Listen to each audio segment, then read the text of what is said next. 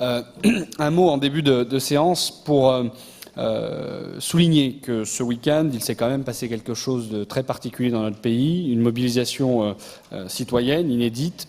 Il y a sur ces bancs beaucoup d'élus qui ont été solidaires de ces mobilisations, qui, pour un certain nombre d'entre eux, étaient présents aux côtés des Gilets jaunes.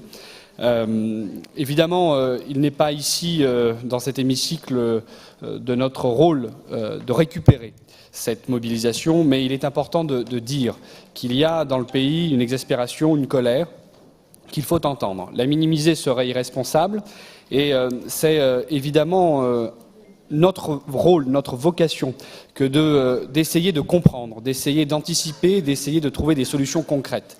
Je crois que depuis le début du mandat, nous avons toujours fait en sorte d'être à l'écoute des attentes, d'être à l'écoute des besoins, des plus fragiles notamment. Nous avons toujours mis en place des politiques qui avaient vocation justement à résorber le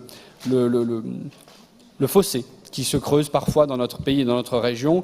Et nous voulions, au travers de ce rappel au règlement, Monsieur le Président, souligner à la fois l'importance de l'écoute, mais également dire et rappeler à quel point les forces de l'ordre ont été responsables au travers de ce week-end.